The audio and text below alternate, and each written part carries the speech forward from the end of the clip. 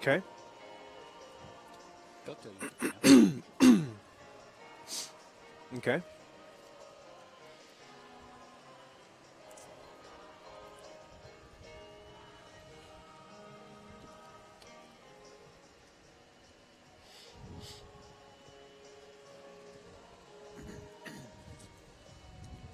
We interrupt this program to bring you an MPB News special presentation. Anthem. Entertainer and Tupelo native Guy Hovis will lead us in the Lord's Prayer, and that's around 11:30. And Mississippi Supreme Court Justice William Waller will administer the oath of office to Governor Phil Bryant, with First Lady Deborah Bryant by his side. The Mississippi National Guard will carry out the customary 19-gun salute, and Governor Bryant will deliver his inaugural address. We're told that should last about 25 minutes long. Father Tommy Conway of St. Fabian Catholic Church of Hattiesburg will then give the benediction. Now we're going to give you some background on Governor Phil Bryant. He is the 64th governor of Mississippi. He won the general election over Democrat Robert Gray back in November. Governor Bryant was elected to his first term, succeeding Governor Haley Barbour by defeating Hattiesburg Mayor Johnny Dupree in the 2011 election. He served one term as Mississippi Lieutenant Governor from 2008 to 2012, and Bryant was Mississippi State Auditor from 1996 to 2008. He also served in the Mississippi House of Representatives for 5 years. The governor and his wife have 2 adult children, Patrick and Katie. They also have a grandson, Henry. Now let's bring back Brandon and Austin to talk about the governor's last 4 years and also what we can expect to see from him in the next 4 years. But first, before we get to that, we're going to introduce them to you. Democrat Brandon Jones is an attorney at the Beria Jones Law Firm. He's also a former House member. And Austin Barber is a national Republican strategist and the founding partner of the Clearwater Group. Gentlemen, welcome and thank you for being with us. Thank you. Yeah, great to be here. Austin, I'm going to start with you. What do you think about what the governor has done in the last 4 years? Well, Terrence, I think I don't want to bury the lead here. In November of last year, Phil Bryant won with 67% of the vote. Clearly a mandate from the voters of Mississippi for the type of government that Phil Bryant and our legislators brought to Mississippi. He had a lot of big successes as well as legislators. I think you have to look at jobs. We had a 3% drop in our unemployment. 40,000 plus jobs, 2,000 to places like Yokohama, 1,000 to General Dynamics. That is a big deal. I think jobs and education. I mean, under Phil Bryant's leadership and under the leadership of Lieutenant Governor Tate Reeves and our Speaker Philip Gunn, we had a record number of dollars from our state budget that was spent on education. That's under Republican leadership. So jobs and certainly education were 2 huge wins and accomplishments of Phil Bryant in his first term. Yeah, you know, I hope that Mississippians liked what they saw because they're going to see 4 more years of it and even more so. There won't be some of the same impediment in the legislature that there has been in the past. And as Democrats, Austin is right, you know, we have to be honest. We're not driving this truck. Republicans are. We're in the back of the bed just hoping that they avoid potholes and tell us before they take a sharp turn because in many ways this is Phil Bryant's state and he will be working with the legislature that's going to be largely agreeable. And guys, really, he won with ease. There was really no competition at all. Would you say that speaks volumes to what Mississippians feel about the work that he's done? Well, again, I think you just have to be honest and let the facts be the facts. 67% is an astounding percentage. And we heard earlier today, Austin and I have talked about it, Andy Taggart, longtime Republican, longtime chief of staff to Kirk Fordyce, saying that this is probably the most popular politician he's seen in his lifetime in Mississippi. I'm not sure he's not correct about that. Yeah, no, that's a big statement from Andy, and we all like and respect what Andy has to say. And he may be right. I think, Governor Barbour, right after Katrina, post-Katrina, was very popular. But certainly in our lifetime, Brandon, you and I are about the same age, that may be a true statement from our friend Andy Taggart. And, Brandon, I know that you are a Democrat, so you don't necessarily agree with everything that he says, but there's no doubt that he's accomplished a lot, the Human Trafficking Task Force being one of those things. Yeah, I think that I'd be remiss if I didn't say that his work with the human trafficking issue and also his protection of families, children through the domestic violence work that he's done. He's been very supportive of laws and initiatives that have protected Mississippi's families in some very key ways. And so I applaud him for that. Brandon, but he's also done a very good job, of keeping the focus on the main big issues that Mississippians care about. Making sure our budget is under control.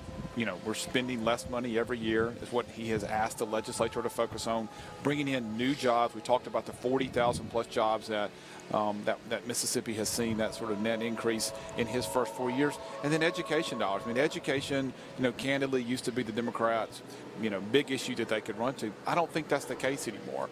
We have record spending. We have a teacher pay raise, $3,500 for every teacher in the state of Mississippi. That's a $100 million program that Governor Bryant was a big advocate for, as well as charter schools. So I think there are these big central issues that matter to voters in Mississippi, and certainly they spoke at the ballot box in November about those. Well, I would say you have to applaud the governor as a politician for trying to make that rhetorical turn to sort of reclaim the education issue. Now, we know that thousands of people who voted for Initiative 42 to support public schools also voted for Governor Bryant. They did. Also voted for Lieutenant Governor Tate Reeves. They did. And so they have to be responsive to that. I think it would be tone deaf not to recognize that they're going to have to continue to look for ways to strengthen local schools. We hear talk of consolidation. We hear talk of expanding charter schools in Mississippi, perhaps an expansion of the voucher program. So it'll be interesting to see how those things play out. And, Austin mentioned the budget. I think Governor Bryant has signed in somewhere in the neighborhood of $340 million in tax cuts already. He said to the Mississippi Economic Council earlier that he's looking for more. It's going to be interesting to see how that plays out. And I think for the legislature and the governor, it's going to be more of a question of where, not so much that taxes are cut, but where and how much. Yeah, and we talked about Initiative 42, and I know a lot of the voters, a lot of the people who are watching watching the inaugural today, they voted one way or the other on that issue. And you're right, people who did vote for 42 voted for Phil Bryant, Tate Reeves, and some of them for their local Republican House member or state senator. But I think what Republicans are going to try to do even more, maybe even this year, as we talk about the budget, when we talk about MAEP, and it will be a big issue, is let's figure out the right way to ensure that we're giving the most funding that we possibly can continue to do so. If you look at the top 10 performing school districts in Mississippi and you compare them to the 10 lowest school districts in Mississippi, the 10 lowest get more money. So more money does not always equal, better results. And I think that is what Phil Bryant and the legislature has looked at over these past 4 years, and certainly there'll be a big conversation about that in 2016, Terrence. Austin, I'm going to have to jump in really Sure. quick. One of the big issues has been the Affordable Care Act. Mississippi alone is one of the states that's really in poor health. That's across the board. We know that it's been that way for a while. The governor has come against the Affordable Care Act. Do you think that that's a problem, considering that there are so many people in this state who are uninsured and who really need health care? Well, I think that we have to be honest and say in Mississippi, the Affordable Care Act is more of a political question than it is a policy question. The governor knows that 9 out of 10 white Mississippians like any time that you can take aim at this White House. And so being critical of President Obama, being critical of his policies has been good politics in Mississippi for the last 8 years. And so I think he capitalized on that. Again, we talk about what a skillful politician he is. We talk about how good he is at casting vision, at messaging. And I think that his team saw that there was a lot of hay to be made over attacking the Affordable Care Act, and that's been good. I don't know policy-wise that takes us anywhere different, but I think we can continue to hear some saber rattling over it. Yeah, I just totally disagree with Brandon on this, and respect him, but I think he's wrong here. I think when you look at Obamacare, which is the way most people would define the ACA, they look at this. You and I are both small business owners. Our insurance rates have risen every year since this has passed.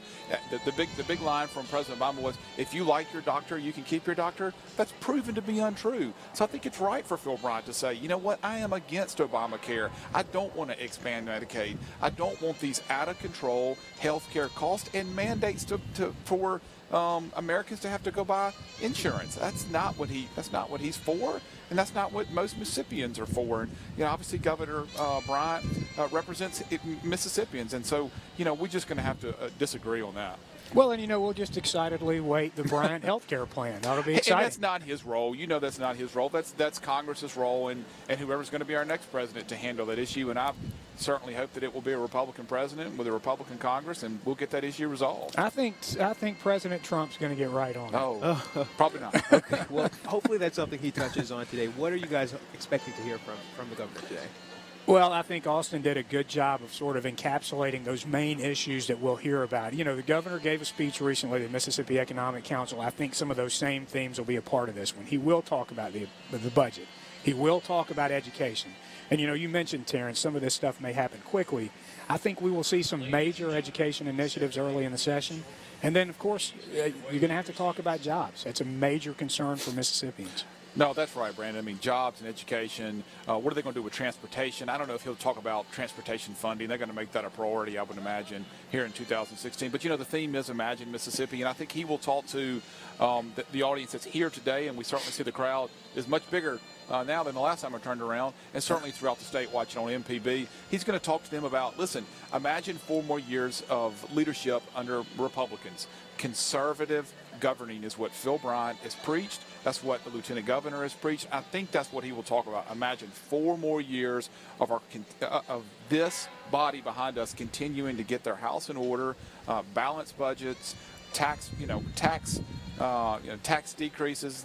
As he likes to say, let's give a pay raise to the taxpayers. And if you will, at home, sharpen the focus on your television, you might see a little row of tears flow from my eyes. I imagine what the next 4 years might look like for some of us who are a little bit nervous also. Yeah, and look, today is not going to be a lot of detail. Somebody told me that the way that they compare today versus the state of the state, today is much more like the invitation to dinner, and then the state of the state is much more the opportunity to take a look at that menu for what we're going to have for dinner and get a little more detail. Today must be much more 40,000 foot as we look back the past 4 years and try as he looks ahead to the next 4 years. That may be the most Republican analogy you will hear for the rest of this year.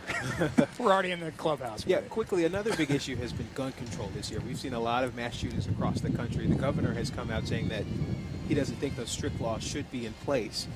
Either of you want to touch on that? I think that the governor has been pretty clear where he stands on this. You've seen time and time again the legislature and this governor say that they are not entertaining the idea of any level of gun control at this point.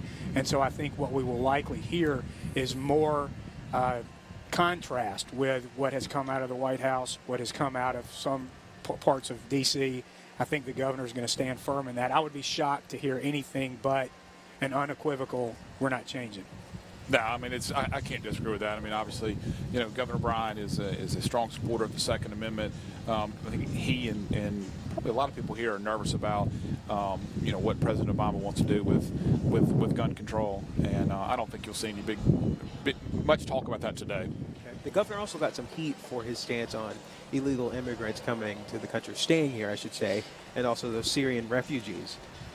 I think it was a political rallying cry and a popular political point more than anything else, Terrence. I mean, certainly editorial boards might have been critical. There were those who might have said that's a short-sighted approach. Some who might have said, does the governor of Mississippi really get to decide what national immigration policy is for the country? But the truth is, Bryant knows when to capitalize on those things. It's part of why he will be standing up there taking the oath of office today.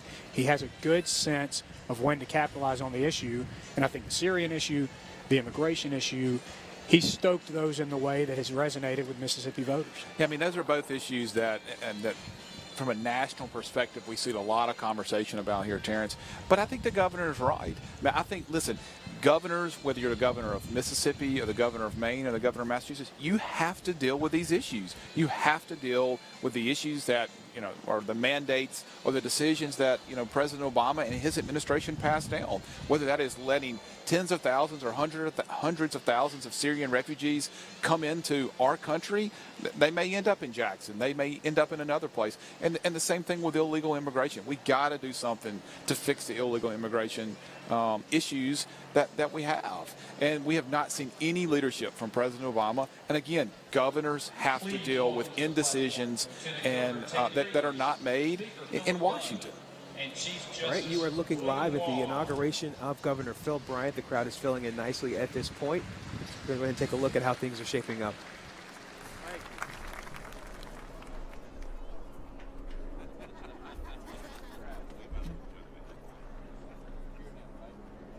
The ceremony will begin in just a moment.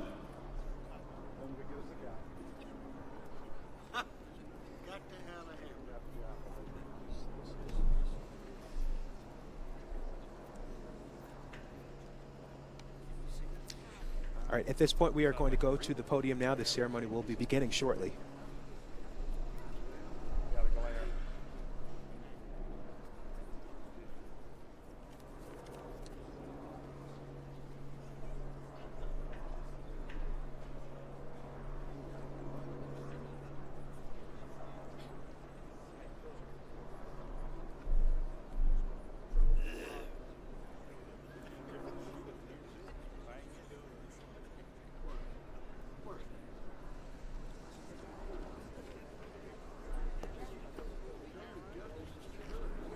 Again, you're watching the inauguration of Governor Phil Bryant on Mississippi Public Broadcasting. The ceremony will be beginning very shortly. Things are getting started up there. Everyone is in place.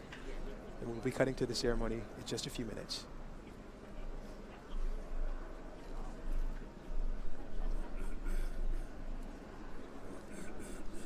And as we mentioned earlier, House Speaker Philip Gunn will be doing the introduction shortly, and the ceremony will follow after that.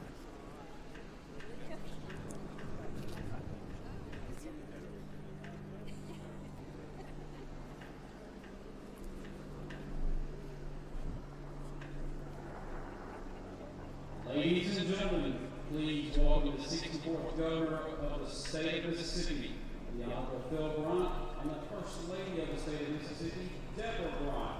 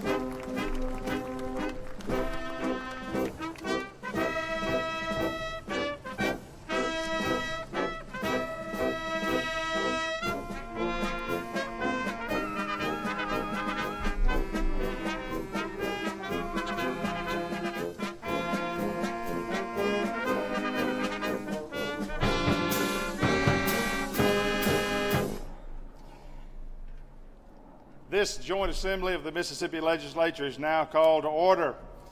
Ladies and gentlemen, members of the House and Senate, distinguished platform guests, honored visitors, and citizens of Mississippi, welcome to your state capitol.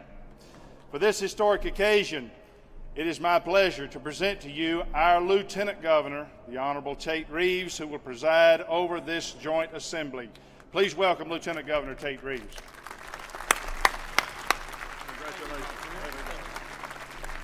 Thank you, Mr. Speaker. Welcome. What a great day for Mississippi. Today, we celebrate 4 more years of strong conservative leadership. When Governor Barbour left office, we all knew that he left a big footprint to fill. But I think we all can agree, Governor Bryant's cowboy boots have more than done the job.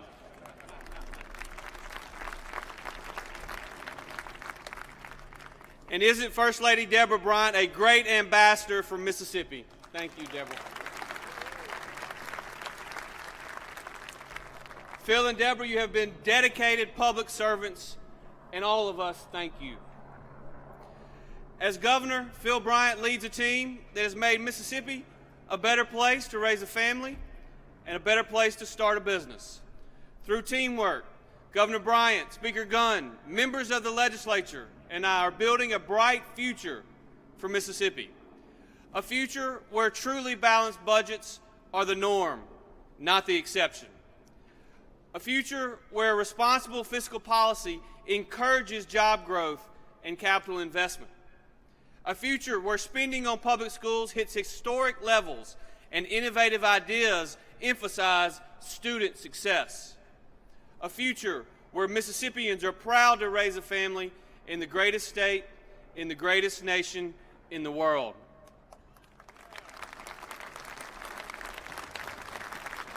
Certainly, over the past 4 years, we have made much progress in putting Mississippi on solid financial footing, raising educational expectations for our students, and creating an environment that helps Mississippi-grown businesses create jobs. Imagine what we can accomplish with another 4 years of Governor Bryant's leadership.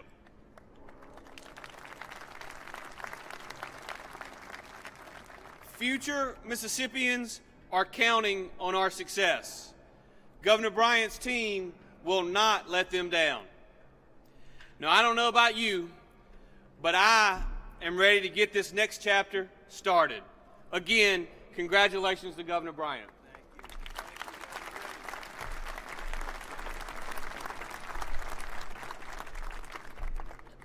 And now, as we begin our program, I'd like to introduce a fine Christian leader, Dr. Dolphus Weary.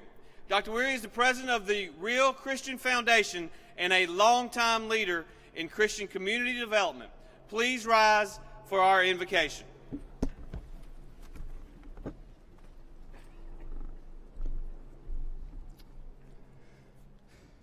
There's a scripture in 1 Timothy 2. It says this: "First of all, then, I urge that your prayers and supplication and intercession and thanksgiving be made for all people." Then it says, "for kings and presidents and governors and all who are in authority in high places over us." And we get the wonderful privilege of praying together today. Let's pray. Father in heaven, thank you for being God. Thank you that you are the God of all. Thank you for allowing us to be citizens of this free country. Thank you for allowing us to be a part of this great state. Thank you for this opportunity to be a part of the second inauguration for our 64th governor, Governor Phil Bryant. We pray a blessing on his leadership over the next 4 years. Grant him wisdom, grant him courage to lead sometimes against insurmountable odds. Help him to look at and cherish the past, but to trust you for a new and brighter future. Father, bless this program, bless all the participants, and bless us as we spend this time. Lord, bless the governor, bless his wife and family. Bless the lieutenant governor and all the leaders who help to govern our state.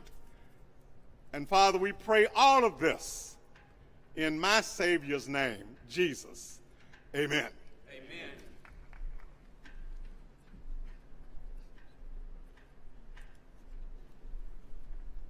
Thank you, Dr. Weary. I would now like to ask the wife of the late Congressman Alan Nunley, Tori, to lead us in the Pledge of Allegiance.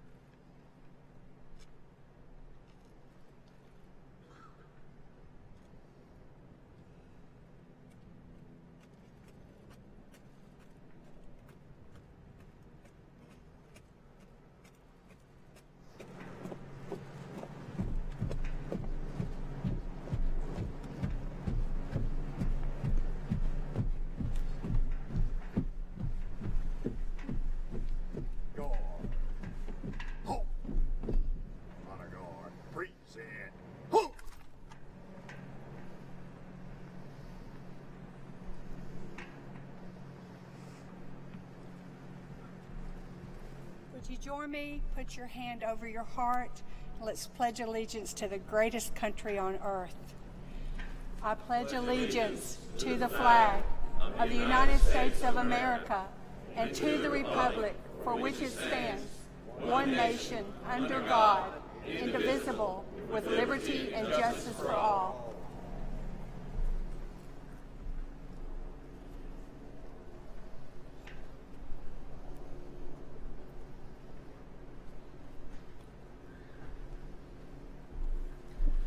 Thank you, Tori. Now, Sergeant Britt Gooden of the Mississippi Highway Safety Patrol will sing our national anthem. Please remain standing.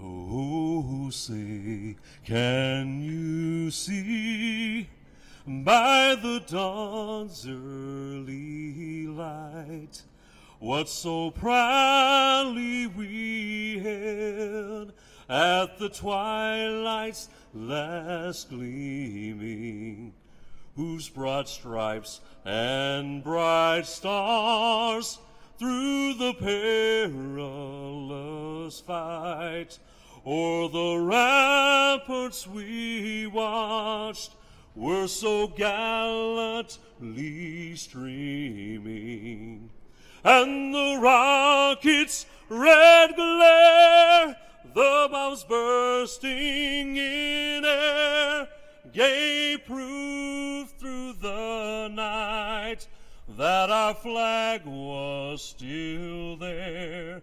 Oh, say, does that star-spangled banner yet wave o'er the land of the free and the home of the brave?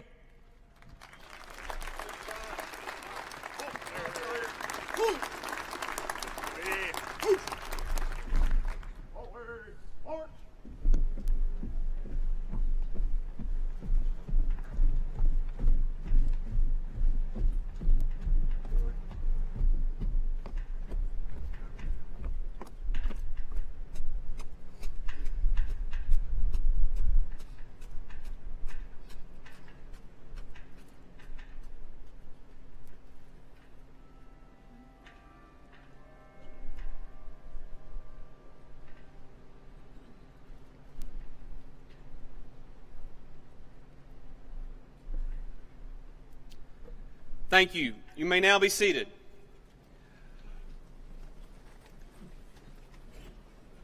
Before we proceed, I would like to note that the band that is playing for us today is the Mississippi Army National Guard's 41st Army Band and is under the direction of Warrant Officer Casey Kirk.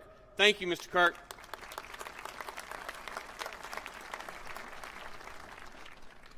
I would also like to welcome a host of other dignitaries with us today. Please stand as you are recognized. From our congressional delegation, representing the 4th District of Mississippi, the Honorable Congressman Stephen Palazzo.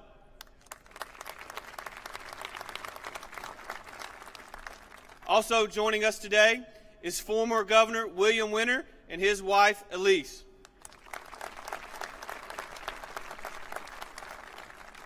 Please join me in welcoming one of our state's former Lieutenant Governors, Lieutenant Governor Amy Tuck.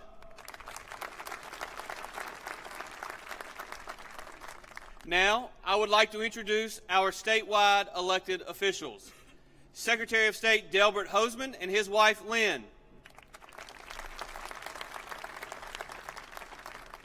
Attorney General Jim Hood and his wife Deborah.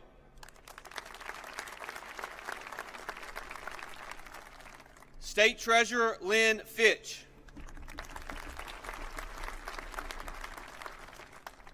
State Auditor Stacy Pickering and his wife Whitney.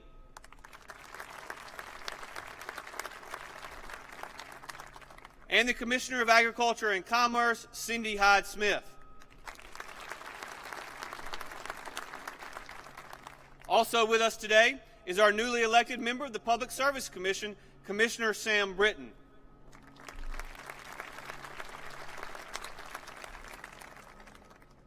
Now, please join me in welcoming the Commissioners of the Department of Transportation.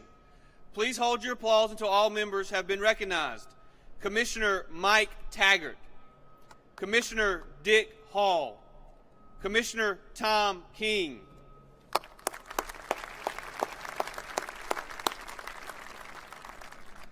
now please help me welcome the Mississippi Supreme Court. Again, please hold your applause until all have been introduced. First, Chief Justice William L. Waller, Jr. Presiding Justice Jess H. Dickinson. Presiding Justice Michael K. Randolph. Associate Justice Ann H. Lamar. Associate Justice Leslie D. King. Associate Justice Josiah D. Coleman. Associate Justice James D. Maxwell II. And Justice Designate Dawn Beam.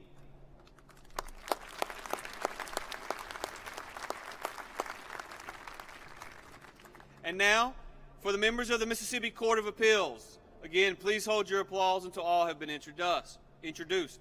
Chief Judge L. Joseph Lee. Presiding Judge Tyree Irving. Presiding Judge T. Kenneth Griffiths. Judge Donna M. Barnes.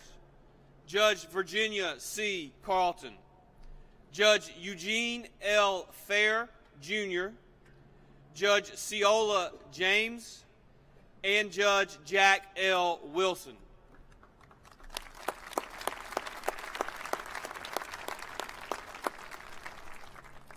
I would also like to introduce the leaders of the Mississippi Legislature.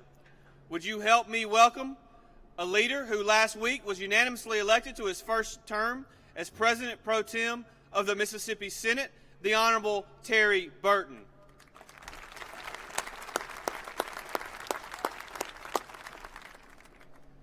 And now, a man that I look forward to continuing to work with for the continued betterment of our state, the Speaker of the Mississippi House of Representatives, the Honorable Philip Gunn.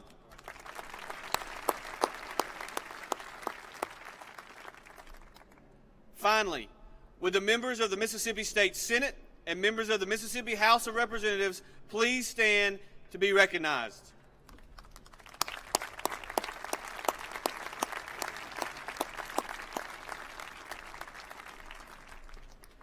Please join me in welcoming Guy Hovis to offer the Lord's Prayer.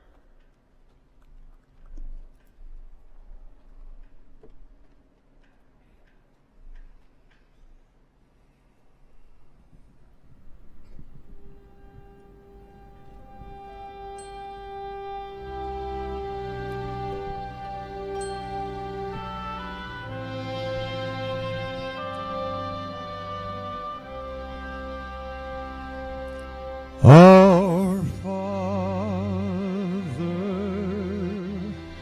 which art in heaven,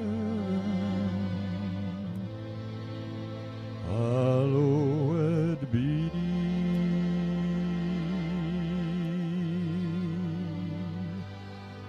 thy name. Thy kingdom come, thy will be done on earth as it is in heaven.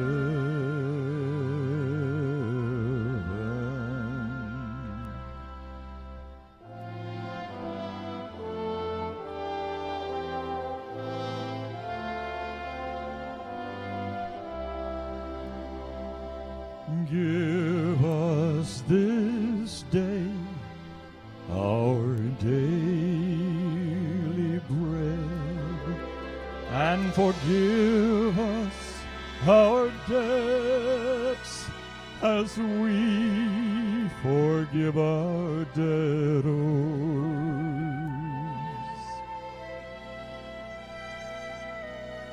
And lead us not into temptation, but deliver us from evil.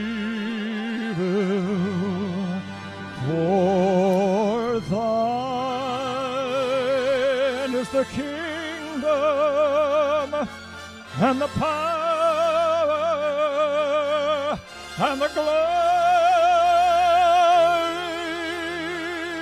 forever.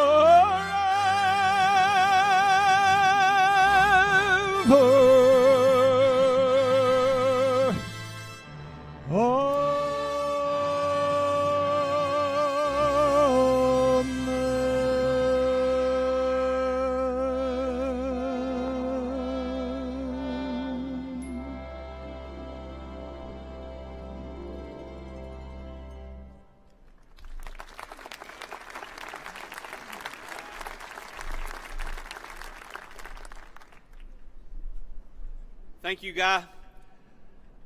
I would like for you to help me welcome to the podium a man of great integrity who has served the state of Mississippi faithfully and well for many years. He will administer the oath of office to our governor.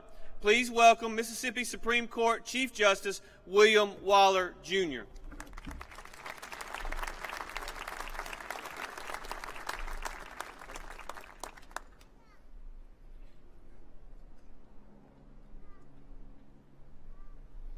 Place your left hand on the Bible, raise your right hand, repeat after me. I state your name. I, Phil Bryant, Do solemnly swear do solemnly swear that I will faithfully support that I will faithfully support the Constitution of the United States the Constitution of the United States and the Constitution of the State of Mississippi and the Constitution of the State of Mississippi and obey the laws thereof. and obey the laws thereof, That I'm not disqualified that I am not disqualified from serving in the office of governor from serving in the office of governor for the State of Mississippi. for the State of Mississippi, That I will faithfully discharge that I will faithfully discharge the duties of the office the duties of the office I'm about to enter. I am about to enter. So help me God. So help me God. Thank you, sir. Thank you, sir. Make that laugh.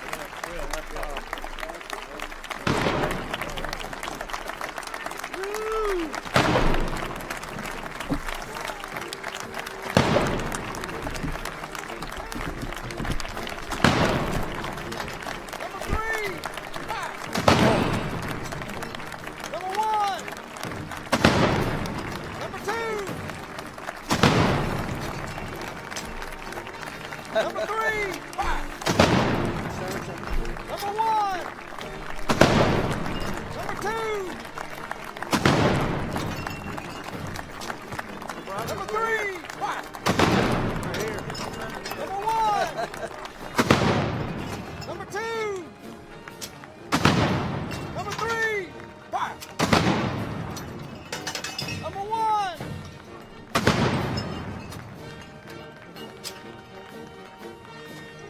Number 2. Number 3. Fire. Number 1. Cease loading.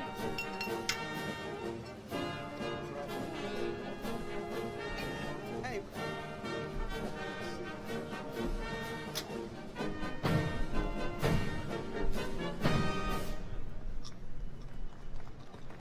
Well, good morning. Bravo. Thank you, Mr. Chief Justice. Your willingness to administer the oath of office is sincerely appreciated, as is your service to our state. Deborah and I are so happy to have you and Charlotte with us on this special occasion.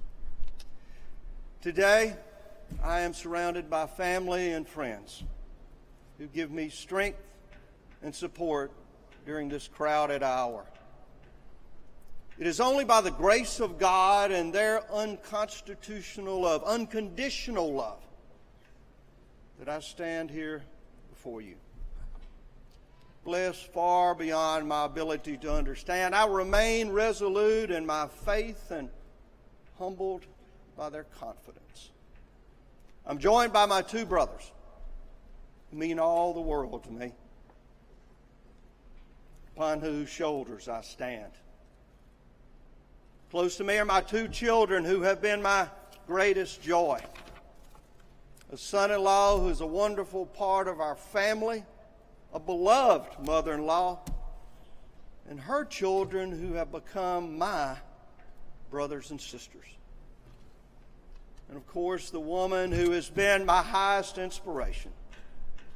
No one here today has been more sincere to her family, her husband, and the wonderful people of this state. Deborah has been my First Lady for 39 years, and I'm so grateful she will continue to be Mississippi's First Lady.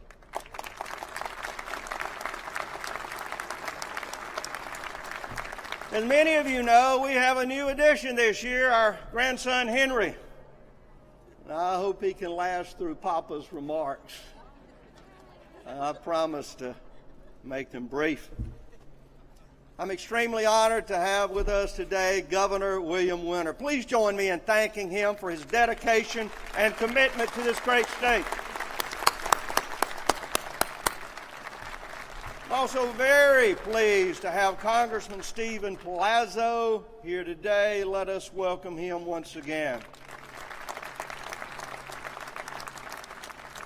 Mr. Lieutenant Governor, this is our second opportunity to stand to attend an inaugural. I didn't think he was going to make it. Mr. Lieutenant Governor, our second opportunity to attend an inaugural address together as servants of the people. We agree that the future success of our state and its citizens is our highest and most important priority. Thank you for your service, your support, and your friendship. Let us pledge today to move together forward.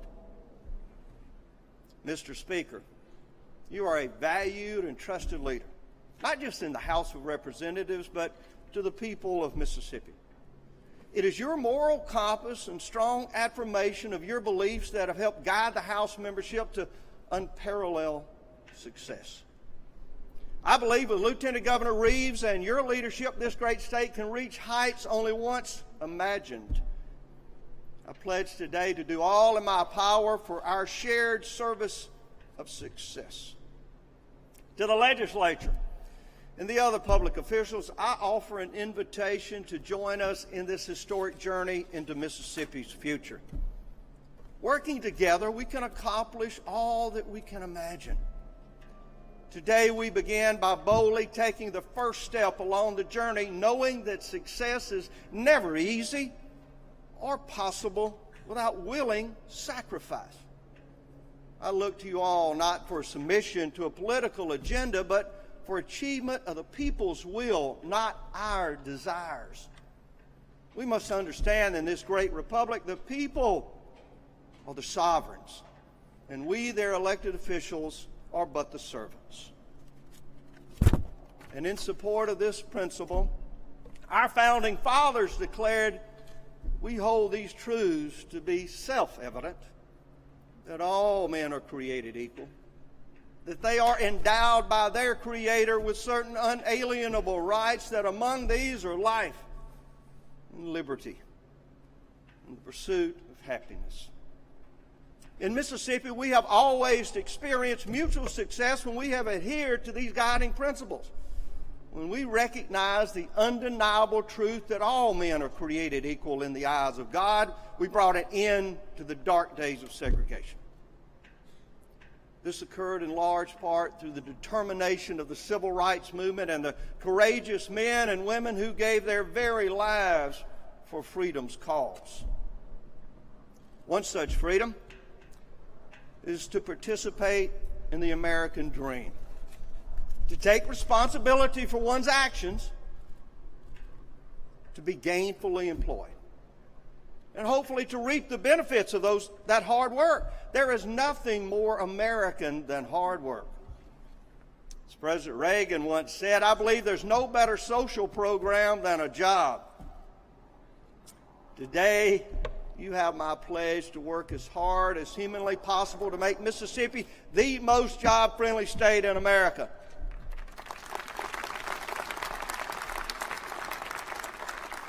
Our people are the best workforce in the nation. And we will make certain the world knows it in no uncertain terms that Mississippi works.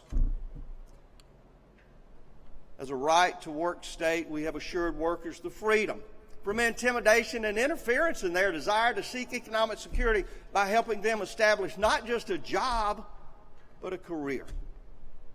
Through our continued belief in and support of the Second Amendment, we have protected all our law-abiding citizens with their constitutional right to keep and bear arms. In today's threatening world, this right has become more important than ever. As governor, I defend it with unyielding dedication. Since its founding, our freedoms have been defended by Americans who have put themselves in harm's way. We are very fortunate to have members of our military and veterans here with us today. They have protected everything we hold dear, and we are eternally grateful for their service.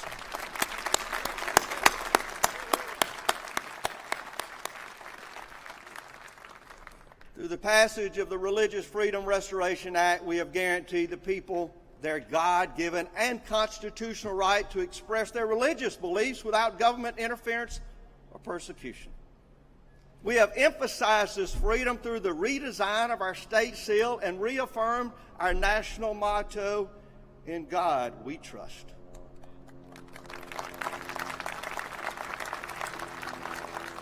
With the special needs and charter school legislation, we have provided more choice to parents. They now have the liberty to send their children to the school where they can receive the best education and care. See, individual liberty must exist for all our people, but they cannot be confused by the expectation of an individual or collective privilege. There are rights in our society, and there are privileges. For example, it should be a parent's right, not just a privilege by income or social status, to take his or her hard-earned tax dollars and send their child to a school they choose. Unfortunately, there are some who are content with keeping children trapped in failing schools. We should heed the lessons of history and not stand in the schoolhouse doorway and resist school choice in the name of district integrity or average daily attendance. I see little difference when a parent's power to choose is taken away, whether by a school board or an offensive state law. If it is good for the child and preferred by the parent, let it be done.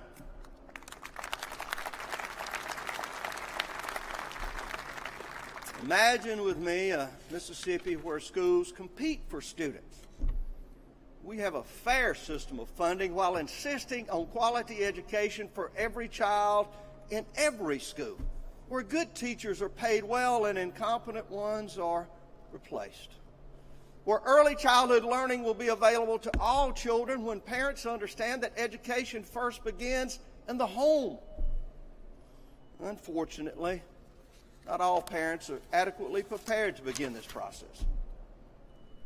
So we should assure some basic learning is available in every child care center, particularly those that are supported by your tax dollars. Imagine a Mississippi where every classroom is designed for the student's success, which third graders must learn to read at grade level rather than being socially promoted. Where teen pregnancy doesn't rob a child of an equal opportunity for success. A Mississippi in which 90% of high school students graduate and begin a successful path to a career or college. This is not impossible. As National Chairman of Jobs for American Graduates, I'm proud to say our success rate with children at risk is 92%. Teen pregnancy in Mississippi has been reduced by 22%, and the literacy program mandates that third graders read at a basic level before promotion. Last August, over 90% of Mississippi's third graders passed their reading test. If we do this correctly, we can read our way out of poverty. Our public education reforms are being recognized nationally. In fact, the Foundation for Excellence in Education proclaimed just last year our efforts have revolutionized education policies in the Magnolia State. We've also made huge strides in higher education. Our community college system has been named the best in America.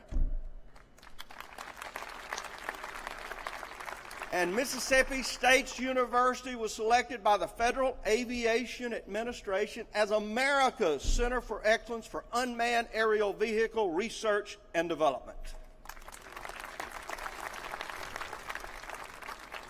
We've worked hard in the past 4 years to expand healthcare access throughout our state. The University of Mississippi's new medical school will open soon to train the doctors we so desperately need. A new state-of-the-art nursing school will soon begin classes on the Gulf Coast. A nationally recognized diabetes research program continues in the Mississippi Delta, and a badly needed expansion of Blair E. Batson Children's Hospital is planned. Mississippi is leading the nation in telemedicine, becoming only one of 7 states to receive an A rating from the American Telemedicine Association. Results of promoting health care as an economic driver continues to grow in the Metro Medical Corridor, and over a dozen healthcare zones exist in rural and urban areas throughout Mississippi.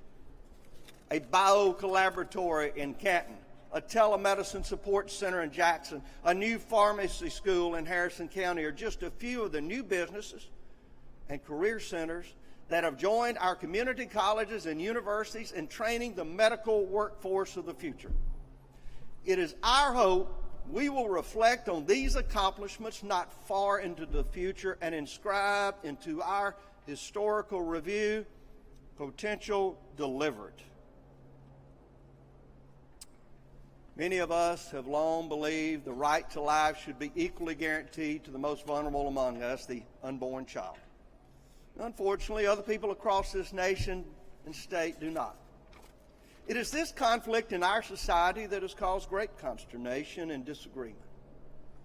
However, I have never moved from my core belief that an innocent life should be honored as a fellow human being and his or her basic civil rights protected. These children deserve their right to life. I will continue to make my efforts to make Mississippi the safest state in America for an unborn child.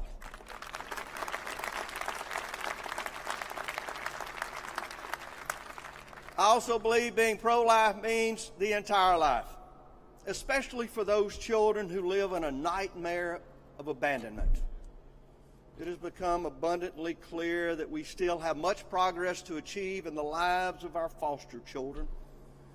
Let me assure you here today, I intend on providing these children with our very best. As Christians, we can do no other. Rest assured, I understand the challenges of the budget process. I've worked on our state budget for over 20 years now. But I also realize that states such as our own have a moment in history where they will be judged by future generations. When generations hence ask what we did to protect the children who were abandoned and hurting, let us proudly say we put them first.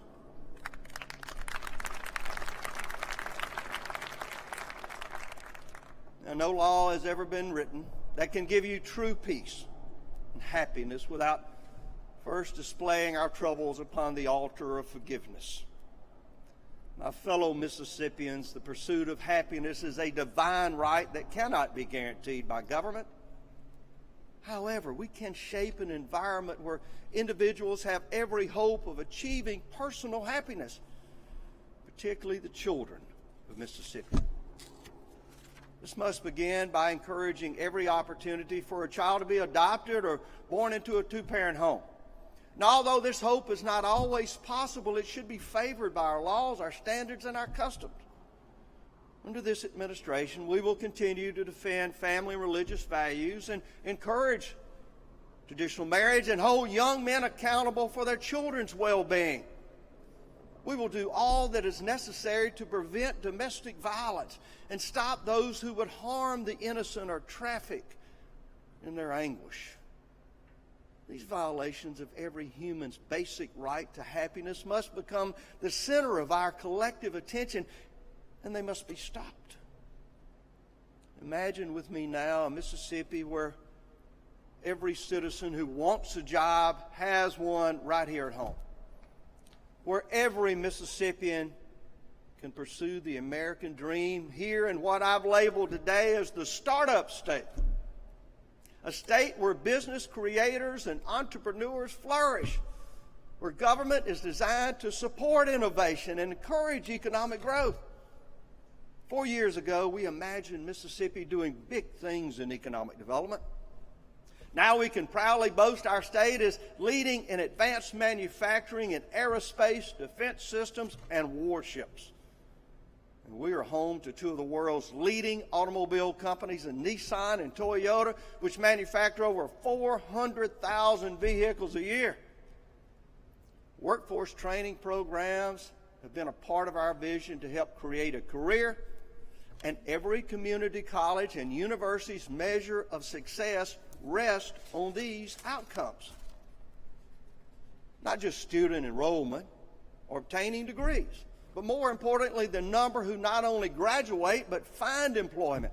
A meaningful career can and will ensure their individual opportunity to pursue happiness, and not just find a job to repay student loans. Recent events have shown us all that our state and nation face a new threat from acts of terrorism. Mississippians and all Americans have the right to be safe in their person and belongings. It is my belief the first and most important responsibility of the governor is to provide protection to the citizens of this great state. I can promise each of you every measure has and will be taken to meet this obligation. I've instructed our Department of Public Safety, Mississippi Homeland Security, Bureau of Narcotics, and Mississippi National Guard to work together to protect our people from any threats, both domestic and foreign. The drafter of the Declaration of Independence, Thomas Jefferson, said the price of liberty is eternal vigilance. This wisdom seems ever relevant today, and I will heed President Jefferson's words. We shall be vigilant. We must also confront challenges in our changing society where the lawless are often given safe haven, and where law enforcement officers are placed in harm's way with the threat of violence against them. All of us must adopt a zero tolerance of this misguided mindset by supporting prosecution of the lawbreakers and protecting the law-abiding. Freedom cannot be sustained with a lawless society. I will use all my resources at my disposal to support our courageous defenders of freedom and halt the assault on law enforcement. And for a short time here today, I've described some of the things we have accomplished in the last 4 years and ask you to imagine Mississippi as it can be. It was my hope to give you a vision of our possibilities and our opportunities. To imagine how incredible it is to be the birthplace of America's music and the final resting place of the blues icon, B.B. King. To have produced some of the world's greatest authors and artists. Imagine with all our historic challenges, decades of mischaracterization, and a national narrative that has been less than desirable, we remain known around the world as the hospitality state.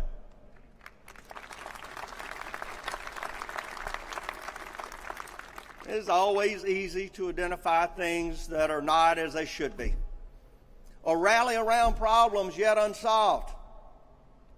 But I believe most of us prefer a different path, well aware that we cannot allow the perfect to become the enemy of the good. We press on.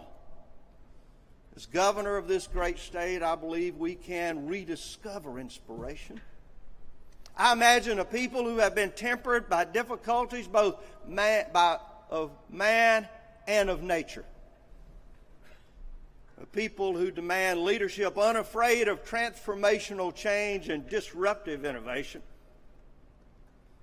Just imagine a Mississippi of limited government with limitless opportunities. It is right and beneficial for all of us who love this state dearly to imagine us assuming our proper place among the best states in America. But only with earnest, determined action can we make our imagination become reality. We've done so in the past. And I have no doubt here today we can accomplish greatness. When I imagine Mississippi, I think of the words of our own Zig Ziglar. You are designed for accomplishment, he said, engineered for success, and endowed with the seeds of greatness. These designs are not by accident, or are they only recent. Our potential has always been here, not in the form of new economic development or undiscovered technology or a new government program. The seeds of greatness were planted generations ago inside every Mississippian. We've always felt it within our hearts, within our souls. We've always known we could do great things. We could always imagine Mississippi. It is now time to release our talents and our potential to rise together to a higher and better place. In reality, that special place is where we have always been. It has always been here.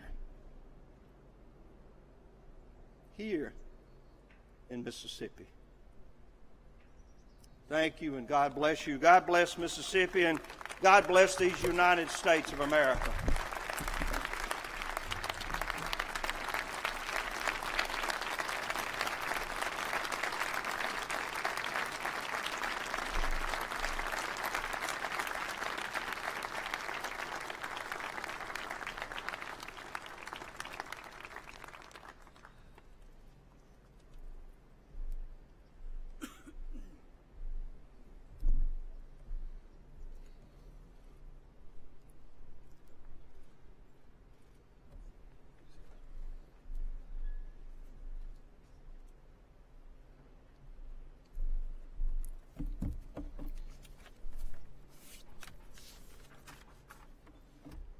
I would like to extend a special thanks to the 2nd Battalion,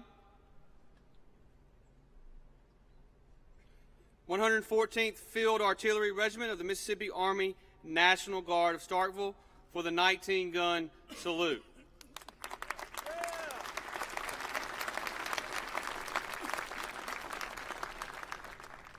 And now, as we begin to close this wonderful ceremony, I would like to introduce Father Tommy Conway of St. Fabian Catholic Church in Hattiesburg to offer our benediction. Please remain standing.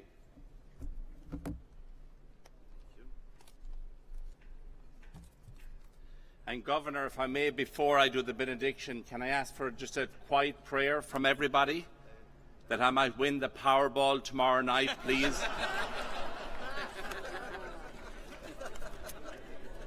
Let us pray. Gracious Heavenly Father, in you we live and move and have our being. Every day you show us a Father's love. As we prepare to leave this place, we ask for your continued blessings on each one of us, and especially on Governor Bryant and his team. May they continue to make Mississippi a better place for all your people. May the new year and the new term bring new opportunities and great joy to each and every one of us. May your blessings promised to all gracefully pour out upon each one of us. May your Spirit continue to protect us and guide us. May Governor Bryant and his team be inspired to continue to make Mississippi a better place. May everything we do begin with your inspiration, Lord God, continue with your help, and by you be happily ended. And may we, your people, always remember that yours, Lord, is the kingdom, the power, and the glory forever and ever. Amen.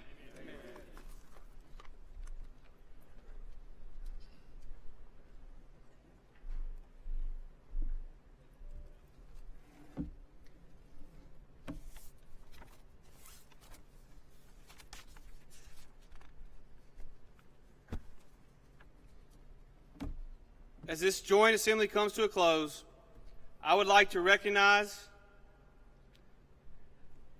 first congratulate Governor Phil Bryant and First Lady Deborah Bryant as they begin their second term of service to Mississippi. We pray God's eternal blessing for you and your family as you continue your dedication to the great people of our state. Let us now imagine what Mississippi can be. As this joint assembly comes to a close, I would like to recognize the gentleman from Pearl River to dissolve this joint session. Mr. President, I move this joint session of the Mississippi Legislature now be dissolved. You have heard the motion. All those in favor say aye. Any opposed say no. The ayes have it. This joint assembly is now dissolved.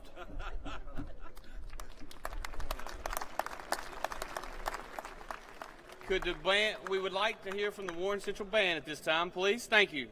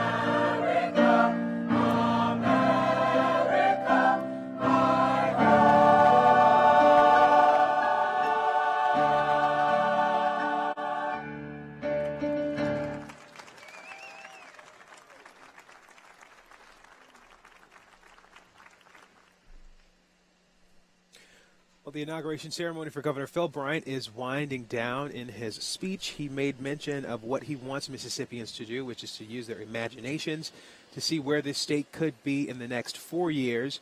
We just heard from him a moment ago. Austin and Brandon are still here with us. Guys, what did you think of the speech? Well, you know, this is a place where Governor Bryant excels in terms of casting vision. I thought it was short on specifics, long on rhetorical flourish. I was listening to hear about infrastructure, roads and bridges, which is going to be a major concern in the next 4 years. But we heard a lot of other things. And so, interesting. You know, Father Tommy Conaway might have had the hottest take when he called for a Powerball right before the prayer there. Guys, do you think these are tangible goals that he can accomplish within the next 4 years? Oh, sure. Listen, and today's a historic day for Mississippi. Governor Bryant, his second term, Republican control of both chambers there at the Capitol behind us. It's very much an historic day, and these men and women, their record will be judged 4 years from today, just like it was this past November. Look, I thought Governor Bryant, he's a fantastic speaker. There's no doubt. I thought what was really great was he held this audience. There's no doubt.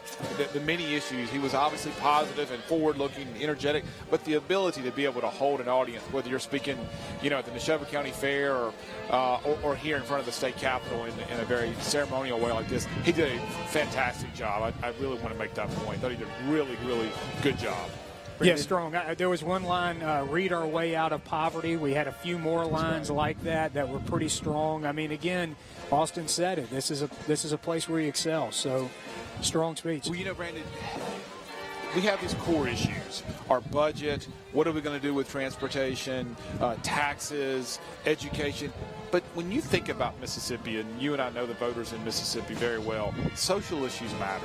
They really matter. And I thought the biggest applause line that he got today, and I'm sure the voters, not voters, but people who are watching at home felt the same way, was when he talked about foster care. He said it's a moral obligation for us to take care of these kids that are in foster care. I thought that struck me today with as much as he talked about jobs and education. He had big successes in both those categories. But when he talked about foster care, that was the biggest applause line in my opinion. What do you guys think of him being able to work with the legislator as we move forward? Oh, and let me jump in here real quick, Brandon. I think that he did a very good job in his first term, working with the lieutenant governor, working with the Speaker of the House, working with the different factions in both bodies, and working across the aisle at times. The third grade reading gate, it doesn't get enough coverage. I mean, it is so vitally important. In my opinion, I think certainly in the opinion of Republicans, that children must be able to read before they can go to fourth grade. And that was an issue that the governor worked very hard on, and worked with the legislature. And I think he will continue to do that in term two. Not just with Republicans, even though there's a supermajority or close to a supermajority in the House, and there's probably 32 or 33 senators in the Senate. He'll work across the aisle too. This is a no excuses moment. I mean, he helped hand select many of the folks serving in the legislature. I would assume he'll be able to speak with them. And I think that the pressure is on. There's a certain amount of pressure that comes with success. Now every level of legislative and executive government, by and large, is in Republican hands, and so that means you've got to perform. There won't be the boogeyman. You can't blame policies on Democrats anymore. And so I think they will have to find a way to work together. There will be interesting subtext. I think Austin and I will be talking about that in the coming months. There are going to be those who want more power. There are going to be those who want a different committee chairmanship. There are going to be those who are angling.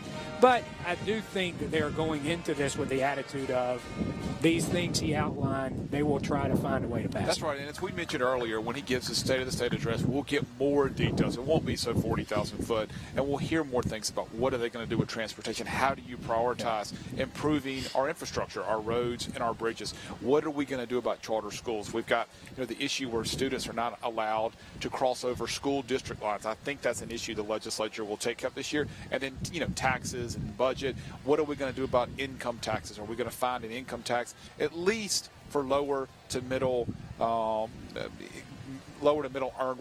wage earners? So I think those will be issues that he will get more into detail. And we haven't talked about the franchise tax. I assume that'll be on the buffet line. I think it will be. Yeah, the budget's definitely going to be one of the big issues that they're going to have to tackle. What are some other big issues that you think we can see? Well, we mentioned that briefly, the roads and bridges. One of the things that I think covers all of these issues is how to do them in a revenue-neutral way. The governor has said time and time again that in order to accomplish some of these things that he wants to do, whether it's in the realm of infrastructure or education, he would like to keep it revenue neutral. Austin and I and other observers know that's a very difficult thing to do. And so fashioning solutions that somehow manage not to break the bank, that's going to be tough. I don't know that you're going to get a lot of pushback in the theory. I don't know that you're going to get a lot of pushback in terms of let's do this. The question's going to be when that check comes, how do you pay for it? Right. They're going to continue to focus on the important things. They got rid of the inventory tax, which was a double taxation on businesses. That was removed in 2013. They're going to go back continuing to make sure that education is a priority. Record funding under Republican leadership on education. I think that will continue as we move forward in the second term. Valid points, gentlemen. Thank you so much. And don't forget that you can catch Austin and Brandon every Friday night at 7:30 on MPB's At Issue, your source for news from the 2016 legislative session. That's going to be starting January 22nd. We thank you so much for joining us for the inauguration of Governor Phil Bryant. That does it for us here at Mississippi Public Broadcasting. We hope you have a wonderful afternoon.